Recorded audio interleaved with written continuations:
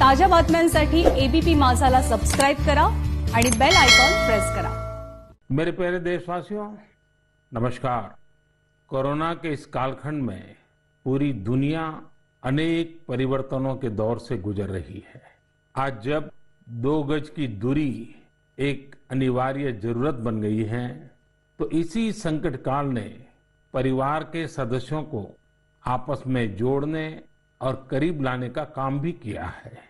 लेकिन इतने लंबे समय तक एक साथ रहना, कैसे रहना, समय कैसे बिताना, हर पल खुशी भरी कैसे हो, तो कई परिवारों को दिक्कतें आई। और उसका कारण था कि जो हमारी परंपराएं थे, जो परिवार में एक प्रकार से संस्कार सरिता के रूप में चलती थी, उसकी कमी महसूस हो रही है। ऐसा लग रहा है कि बहुत से परिवार हैं जहां से सब कुछ खत्म हो चुका है, और इसके कारण उस कमी के रहते हुए इस संकट के काल को बिताना भी परिवारों के लिए थोड़ा मुश्किल हो गया। और उसमें एक महत्वपूर्ण बात क्या थी, हर परिवार में कोई न कोई बुजुर्ग, बड़े व्यक्ति परिवार के कहानियां सुनाया करते थे और घर में नई प्रेरणा, नई ऊर्जा भर देते हैं। हमें जरूर एहसास हुआ होगा कि हमारे पूर्वजों ने जो विधाएं बनाई थी वो आज भी कितनी महत्वपूर्ण है, और जब नहीं होती हैं तो कितनी कमी महसूस होती है। ऐसी ही एक विधा, जैसे मैंने कहा, कहानी सुनाने की कला, स्टोरी टेलिंग। साथियों, कहानियों का इतिहास उतना ही पुराना है जितनी की मानव सभ्यता। Where there is a soul there is a story. कहानियां लोगों के रचनात्मक और संवेदनशील पक्ष को सामने लाती हैं, उसे प्रकट करती हैं। कहानी की ताकत को महसूस करना हो तो जब कोई माँ अपने छोटे बच्चों को सुलाने के लिए या फिर उसे खाना खिलाने के लिए कहानी सुना रही होती है, तब देखें। मैं अपने जीवन में बहुत लंबे अरसे तक एक परिव्राजक के रूप में रहा। घुमंत ही मेरी जिंदगी थी। हर दिन नया गांव, नए लोग, नए परिवार। लेकिन जब मैं परिवारों में जाता था तो मैं बच्चों से जरूर बात करता था, और कभी कभी बच्चों को कहता था कि चलो भाई मुझे कोई कहानी सुनाओ। तो मैं हैरान था। बच्चे मुझे कहते थे, नहीं अंकल, कहानी नहीं, हम चुटकुला सुनाएंगे। और मुझे भी वो यही कहते थे कि अंकल आप हमें चुटकुला सुनाओ। यानी उनको कहानी से कोई परिचय ही नहीं था। ज्यादातर उनकी जिंदगी चुटकुलों में समाहित हो गई थी। साथियों, भारत में कहानी कहने की या कहें किस्सा गोई की एक समृद्ध परंपरा रही है। हमें गर्व है कि हम उस देश के वासी हैं जहां हितोपदेश और पंचतंत्र की परंपरा रही है, जहां कहानियों में पशु पक्षियों और परियों की काल्पनिक दुनिया गढ़ी गई ताकि विवेक और बुद्धिमत्ता की बातों को आसानी से समझाया जा सके। हमारे यहाँ कथा की परंपरा रही है। ये धार्मिक कहानियां कहने की प्राचीन पद्धति है। इसमें कथाकालक्षेपम भी शामिल रहा है। हमारे यहाँ तरह तरह की लोक कथाएं प्रचलित हैं। तमिलनाडु और केरल में कहानी सुनाने की बहुत ही रोचक पद्धति है। इसे विल्लू पाठ कहा जाता है। इसमें कहानी और संगीत का बहुत ही आकर्षक सामंजस्य होता है। भारत में कठपुतली की जीवंत परंपरा भी रही है। इन दिनों साइंस और साइंस फिक्शन से जुड़ी कहानियां एवं कहानी कहने की विधा लोकप्रिय हो रही है। मैं देख रहा हूं कि कई लोग किस्सा गोई की कला को आगे बढ़ाने के लिए सराहनीय पहल कर रहे हैं। मुझे gaathastory.in जैसी वेबसाइट के बारे में जानकारी मिली, जिसे अमर व्यास बाकी लोगों के साथ मिलकर चलाते हैं।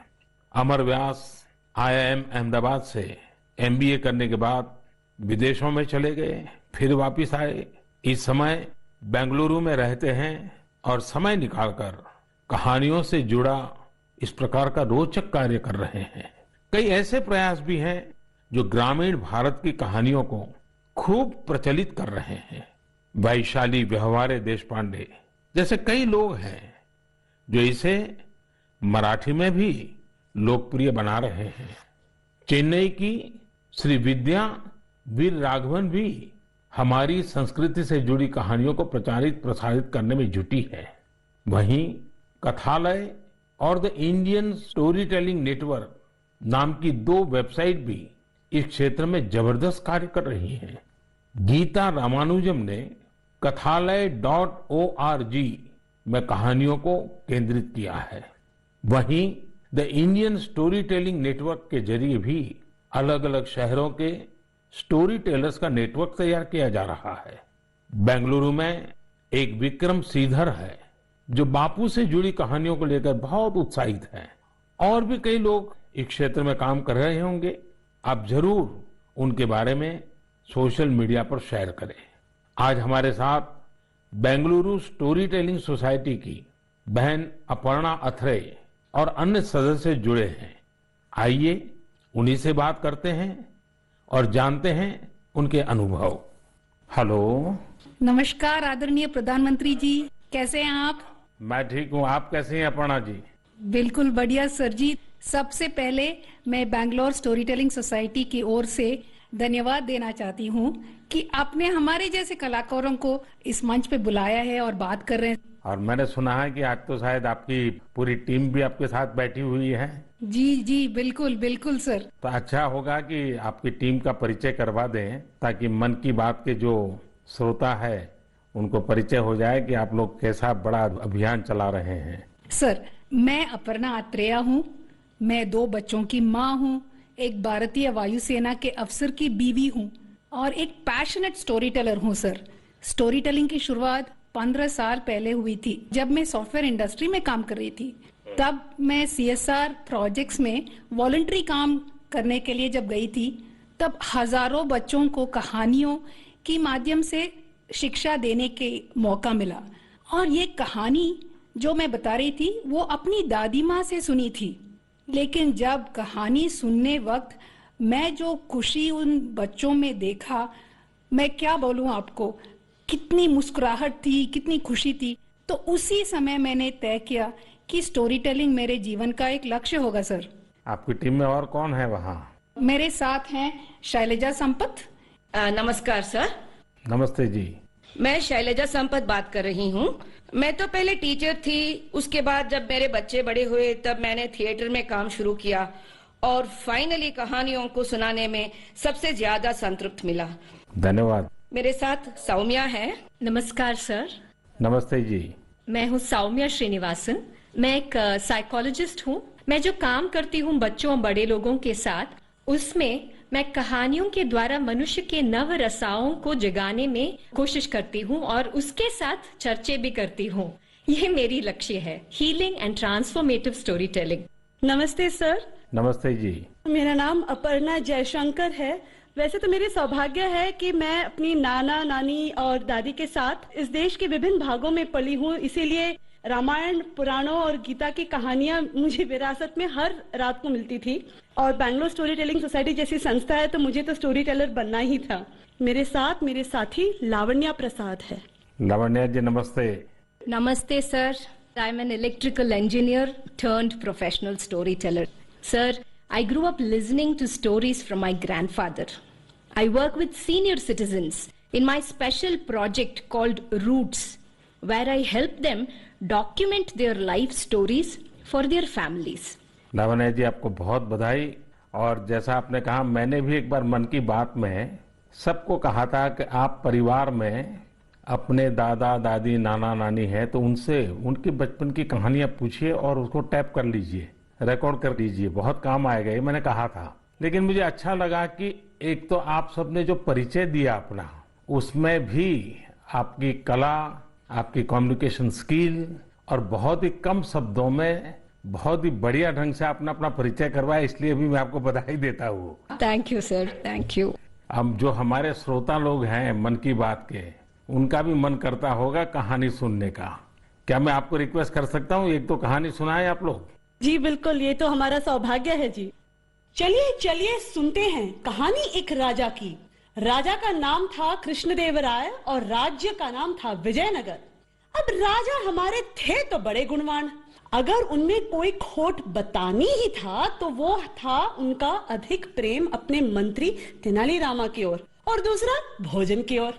राजा जी हर दिन दोपहर के भोजन के लिए बड़े आस से बैठते थे कि आज कुछ अच्छा बना होगा, और हर दिन उनके बावर्ची उन्हें वही बेजान सब्जियां खिलाते थे। तुरई, लौकी, कद्दू, टिंडा, उफ। ऐसे ही एक दिन राजा ने खाते खाते गुस्से में थाली फेंक दिया और अपने बावर्ची को आदेश दिया, या तो कल कोई दूसरा स्वादिष्ट सब्जी बनाना या फिर कल मैं तुम्हें सूली पे चढ़ा दूंगा। बावर्ची बेचारा डर गया। अब नई सब्जी के लिए वो कहाँ जाए? बावर्ची भागा भागा चला सीधे तेनालीरामा के पास और उसे पूरी कहानी सुनाई। सुनकर तेनालीरामा ने बावर्ची को उपाय दिया।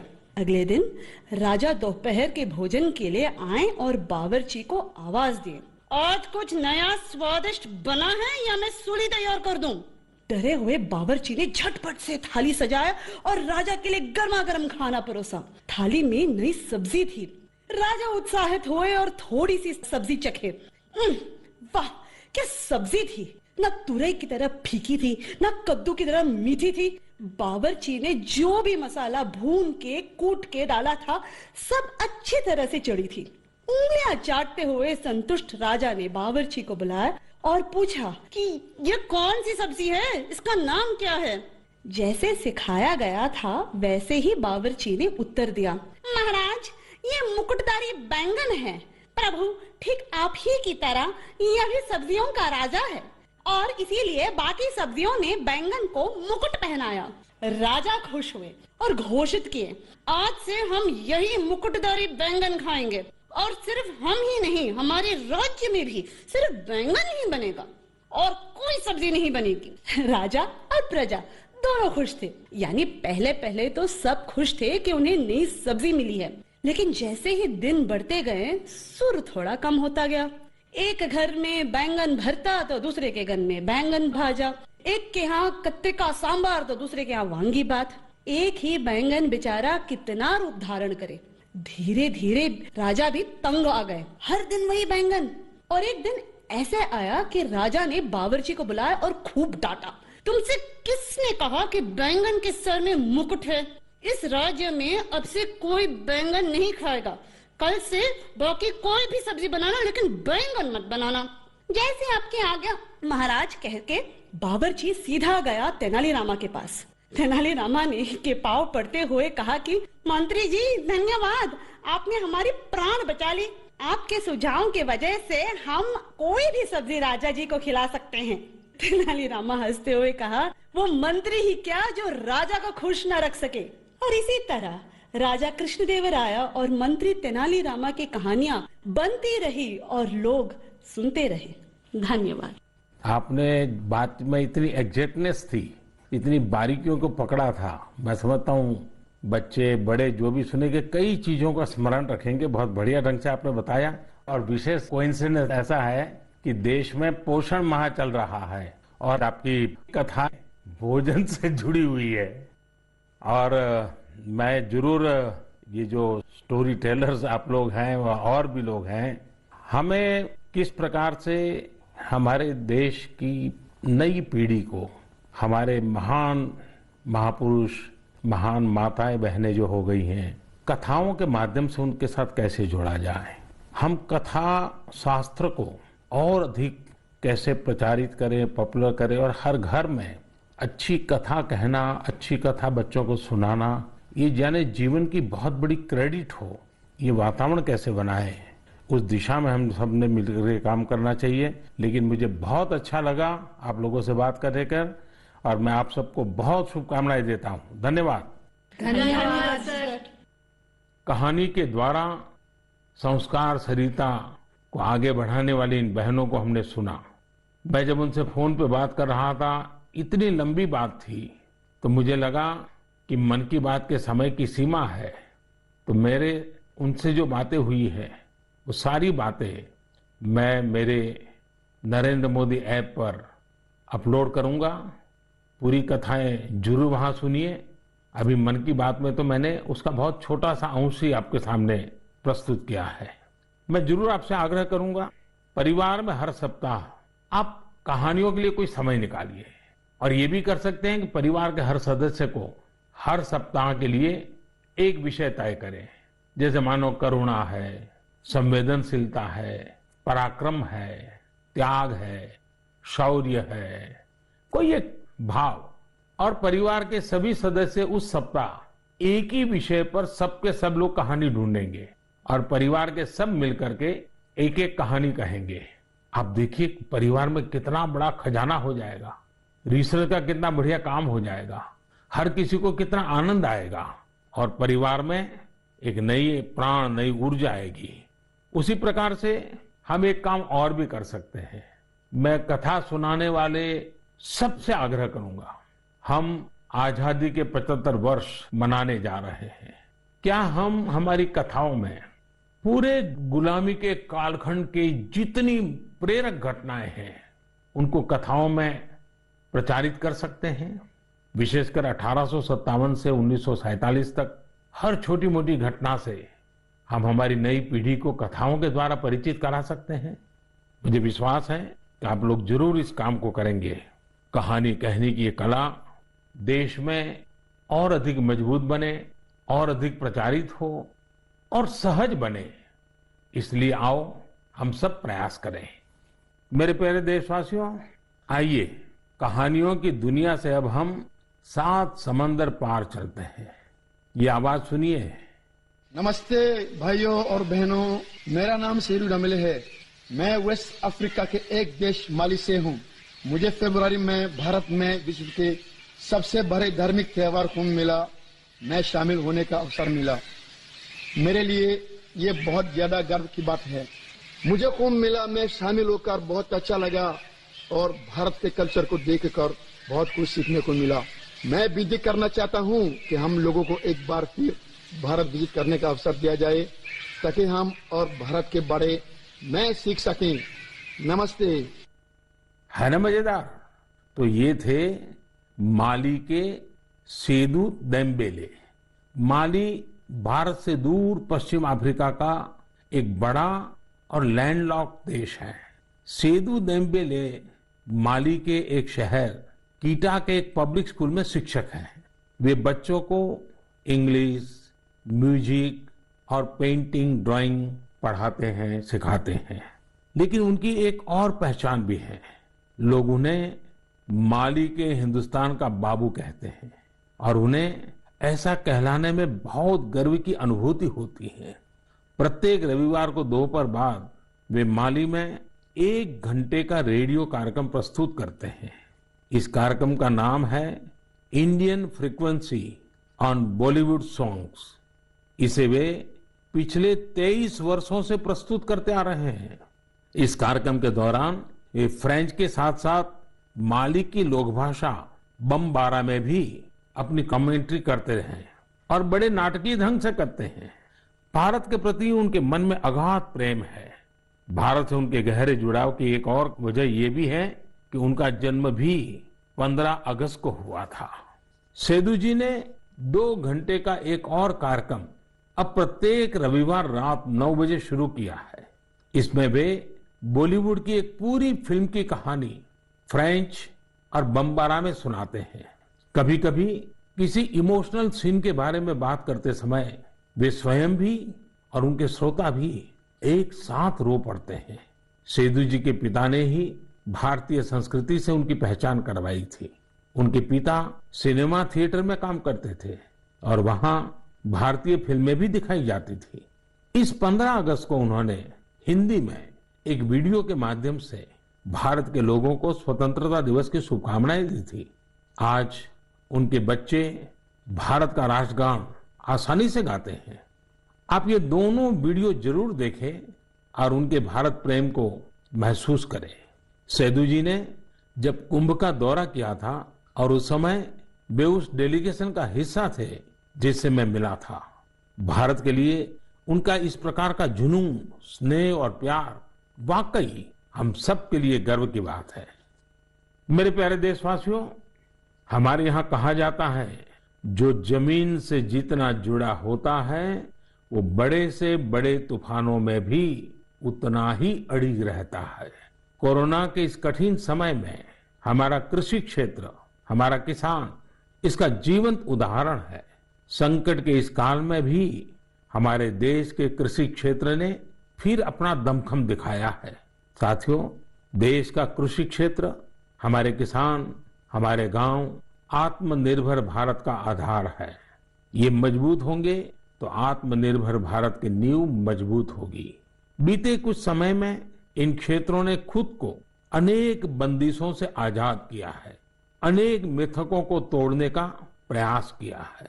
मुझे कई ऐसे किसानों की चिट्ठियां मिलती हैं, किसान संगठनों से मेरी बात होती है, जो बताते हैं कि कैसे खेती में नए नए आयाम जुड़ रहे हैं, कैसे खेती में बदलाव आ रहा है। जो मैंने उनसे सुना है, जो मैंने औरों से सुना है, मेरा मन करता है आज मन की बात में उन किसानों की कुछ बातें जरूर आपको बताऊं। हरियाणा के सोनीपत जिले के हमारे एक किसान भाई रहते हैं, उनका नाम है श्री कंवर चौहान। उन्होंने बताया है कि कैसे एक समय था जब उन्हें मंडी से बाहर अपने फल और सब्जियां बेचने में बहुत दिक्कत आती थी। अगर वो मंडी से बाहर अपने फल और सब्जियां बेचते थे तो कई बार उनके फल, सब्जी और गाड़ियां तक जब्त हो जाती थी। लेकिन 2014 में फल और सब्जियों को एपीएमसी एक्ट से बाहर कर दिया गया। इसका उन्हें और आसपास के साथी किसानों को बहुत फायदा हुआ। 4 साल पहले उन्होंने अपने गांव के साथी किसानों के साथ मिलकर एक किसान उत्पादक समूह की स्थापना की। आज गांव के किसान स्वीट कॉर्न और बेबी कॉर्न की खेती करते हैं। उनके उत्पाद आज दिल्ली की आजादपुर मंडी, बड़ी रिटेल चेन तथा 5 स्टार होटलों में सीधे सप्लाई हो रहे हैं। आज गांव के किसान स्वीट कॉर्न और बेबी कॉर्न की खेती से 2.5 से 3 लाख प्रति एकड़ सालाना कमाई कर रहे हैं। इतना ही नहीं, इसी गांव के 60 से अधिक किसान नेट हाउस बनाकर, पॉली हाउस बनाकर टमाटर, खीरा, शिमला मिर्च, इसकी अलग अलग वैरायटी का उत्पादन करके हर साल प्रति एकड़ 10 से 12 लाख रुपए तक की कमाई कर रहे हैं। जानते हैं इन किसानों के पास क्या अलग है?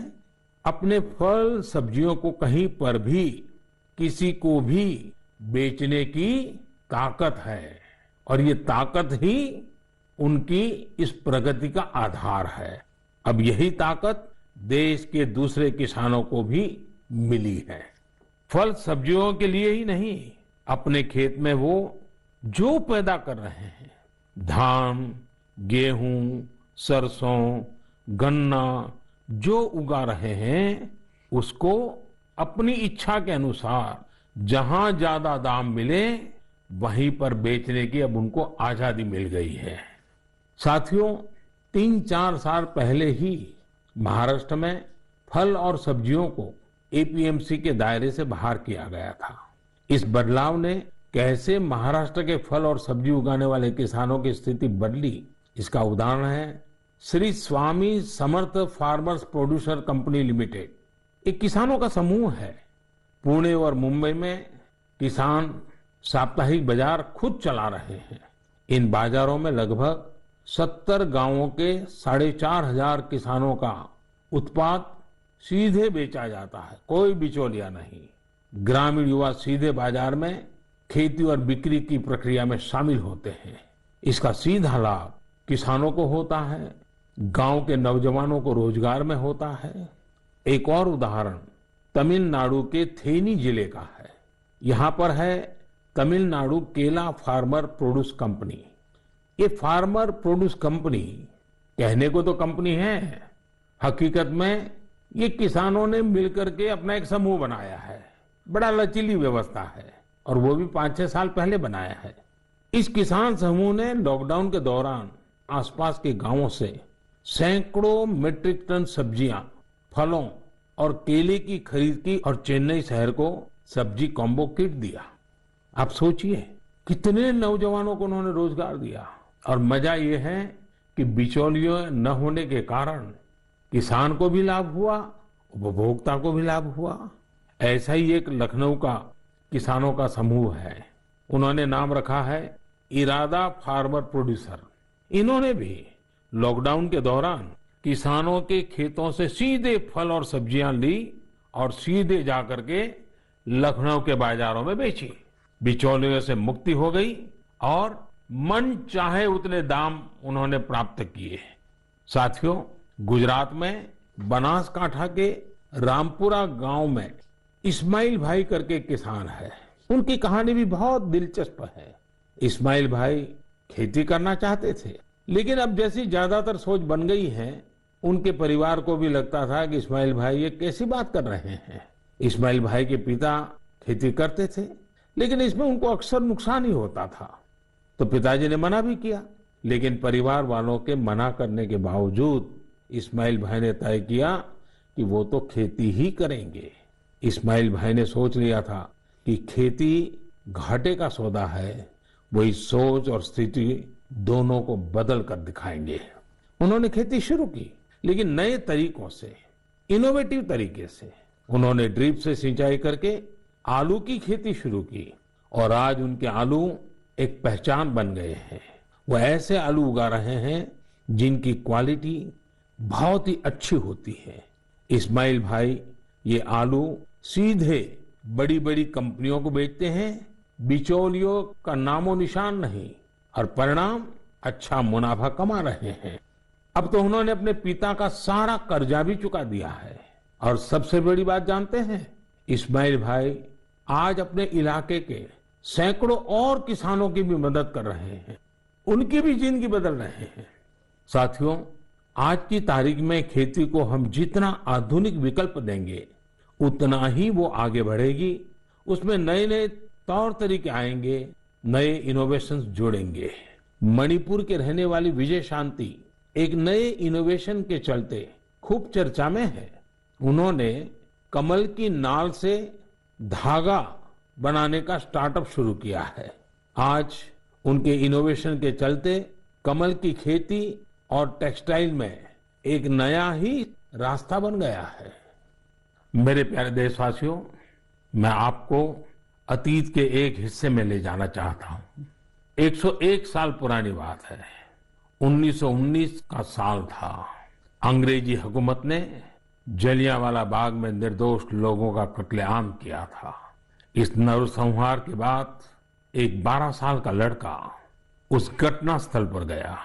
वह खुशमिजाज और चंचल बालक, लेकिन उसने जलियांवाला बाग में जो देखा वह उसकी सोच के परे था। वह स्तब्ध था, यह सोचकर कि कोई भी इतना निर्दयी कैसे हो सकता है। वह मासूम गुस्से की आग में जलने लगा था। उसी जलियांवाला बाग में उसने अंग्रेजी शासन के खिलाफ लड़ने की कसम खाई। क्या आपको पता चला कि मैं किसकी बात कर रहा हूं? हाँ, मैं शहीद वीर भगत सिंह की बात कर रहा हूं। कल 28 सितंबर को हम शहीद वीर भगत सिंह की जयंती मनाएंगे। मैं समस्त देशवासियों के साथ साहस और वीरता की प्रतिमूर्ति शहीद वीर भगत सिंह को नमन करता हूं। क्या आप कल्पना कर सकते हैं, एक हुकूमत जिसका दुनिया के इतने बड़े हिस्से पर शासन था, इसके बारे में कहा जाता था कि उनके शासन में सूर्य कभी अस्त नहीं होता। इतनी ताकतवर हुकूमत एक 23 साल के युवक से भयभीत हो गई थी। शहीद भगत सिंह पराक्रमी होने के साथ साथ विद्वान भी थे, चिंतक थे। अपने जीवन की चिंता किए बगैर भगत सिंह और उनके क्रांतिवीर साथियों ने ऐसे साहसिक कार्यों को अंजाम दिया जिनका देश की आजादी में बहुत बड़ा योगदान रहा। शहीद वीर भगत सिंह के जीवन का एक और खूबसूरत पहलू यह है कि वे टीम वर्क के महत्व को बखूबी समझते थे। लाला लाजपत राय के प्रति उनका समर्पण हो या फिर चंद्रशेखर आजाद, सुखदेव, राजगुरु समेत कई क्रांतिकारियों के साथ उनका जुड़ाव उनके लिए कभी व्यक्तिगत गौरव महत्वपूर्ण नहीं रहा। वे जब तक जिए सिर्फ एक मिशन के लिए जिए और उसी के लिए उन्होंने अपना बलिदान दे दिया। वह मिशन था भारत को अन्याय और अंग्रेजी शासन से मुक्ति दिलाना। मैंने नमो ऐप पर हैदराबाद के अजय एस जी का एक कमेंट पढ़ा। अजय जी लिखते हैं, आज के युवा कैसे भगत सिंह जैसे बन सकते हैं। देखिए, हम भगत सिंह बन पाए या न बन पाए, लेकिन भगत सिंह जैसा देश प्रेम देश के लिए कुछ कर गुजरने का जज्बा जरूर हम सबके दिलों में हो। शहीद भगत सिंह को यही हमारी सबसे बड़ी श्रद्धांजलि होगी। 4 साल पहले लगभग यही समय था जब सर्जिकल स्ट्राइक के दौरान दुनिया ने हमारे जवानों के साहस, शौर्य और निर्भीकता को देखा था। हमारे बहादुर सैनिकों का एक ही मकसद और एक ही लक्ष्य था, हर कीमत पर भारत मां के गौरव और सम्मान की रक्षा करना। उन्होंने अपनी जिंदगी की जरा भी परवाह नहीं की। वे अपने कर्तव्य पथ पर आगे बढ़ते गए और हम सब ने देखा कि किस प्रकार वे विजयी होकर के सामने आए, भारत माता का गौरव बढ़ाया। मेरे प्यारे देशवासियों, आने वाले दिनों में हम देशवासी कई महान लोगों को याद करेंगे जिनका भारत के निर्माण में अमिट योगदान है। 2 अक्टूबर हम सबके लिए पवित्र और प्रेरक दिवस होता है। यह दिन मां भारती के 2 सपूतों महात्मा गांधी और लाल बहादुर शास्त्री को याद करने का दिन है। पूज्य बापू के विचार और आदर्श आज पहले से कहीं ज्यादा प्रासंगिक है। महात्मा गांधी का जो आर्थिक चिंतन था, अगर उस स्पिरिट को पकड़ा गया होता, समझा गया होता, उस रास्ते पर चला गया होता, तो आज आत्मनिर्भर भारत अभियान की जरूरत ही नहीं पड़ती। गांधी जी के आर्थिक चिंतन में भारत की नस नस की समझ थी, भारत की खुशबू थी। पूज्य बापू का जीवन हमें याद दिलाता है कि हम ये सुनिश्चित करें कि हमारा हर कार्य ऐसा हो जिससे गरीब से गरीब व्यक्ति का भला हो। वहीं शास्त्री जी का जीवन हमें विनम्रता और सादगी का संदेश देता है। 11 अक्टूबर का दिन भी हमारे लिए बहुत ही विशेष होता है। इस दिन हम भारत रत्न लोकनायक जयप्रकाश जी को उनकी जयंती पर स्मरण करते हैं। जेपी ने हमारे लोकतांत्रिक मूल्यों की रक्षा में अग्रणी भूमिका निभाई है। हम भारत रत्न नानाजी देशमुख को भी याद करते हैं, जिनकी जयंती भी 11 तारीख को ही है। नानाजी देशमुख जयप्रकाश नारायण जी के बहुत निकट साथी थे। जब जेपी भ्रष्टाचार के खिलाफ जंग लड़ रहे थे तो पटना में उन पर प्राण घातक हमला किया गया था। तब नानाजी देशमुख ने वो वार अपने ऊपर ले लिया था। इस हमले में नानाजी को काफी चोट आई थी, लेकिन जेपी का जीवन बचाने में वो कामयाब रहे थे। इस 12 अक्टूबर को राजमाता विजयाराजे सिंधिया जी की भी जयंती है। उन्होंने अपना पूरा जीवन लोगों की सेवा में समर्पित कर दिया। वे एक राज परिवार से थी। उनके पास संपत्ति, शक्ति और दूसरे संसाधनों की कोई कमी नहीं थी, लेकिन फिर भी उन्होंने अपना जीवन एक मां की तरह वात्सल्य भाव से जन सेवा के लिए खपा दिया। उनका हृदय बहुत उदार था। इस 12 अक्टूबर को उनके जन्म शताब्दी वर्ष के समारोह का समापन दिवस होगा। और आज जब मैं राजमाता जी की बात कर रहा हूं तो मुझे भी एक बहुत ही भावुक घटना याद आती है। वैसे तो उनके साथ बहुत सालों तक काम करने का मौका मिला, कई घटनाएं हैं, लेकिन मेरा मन करता है मैं आज एक घटना का जरूर जिक्र करूं। कन्याकुमारी से कश्मीर हम एकता यात्रा लेकर के निकले थे। डॉक्टर मुरली मनोहर जोशी जी के नेतृत्व में यात्रा चल रही थी। दिसंबर जनवरी कड़ाके के ठंड के दिन थे। हम रात को करीब 12-1 बजे मध्य प्रदेश ग्वालियर के पास शिवपुरी पहुंचे। निवास स्थान पर जाकर के, क्योंकि दिन भर की थकान होती थी, नहा धो करके सोते थे और सुबह की तैयारी कर लेते थे। करीब 2 बजे होंगे, मैं नहा धो करके सोने की तैयारी कर रहा था तो दरवाजा किसी ने खटखटाया। मैंने दरवाजा खोला तो राजमाता साहब सामने खड़ी थी। कड़ाके की ठंड के दिन और राजमाता साहब को देख करके मैं हैरान था। मैंने माँ को प्रणाम किया। मैंने कहा, माँ आधी रात में? उन्होंने कहा, नहीं बेटा, आप ऐसा करो मोदी जी, दूध पी लीजिए, ये गर्म दूध पी करके ही सो जाइए। हल्दी वाला दूध खुद लेकर के आई। और लेकिन जब दूसरे दिन मैंने देखा तो वो सिर्फ मुझे नहीं, हमारी यात्रा की व्यवस्था में जो 30-40 लोग थे, उसमें ड्राइवर भी थे और भी कार्यकर्ता थे, हर एक के कमरे में जाकर के खुद ने रात को 2 बजे सबको दूध पिलाया। माँ का प्यार क्या होता है, वात्सल्य क्या होता है, उस घटना को मैं कभी नहीं भूल सकता हूँ।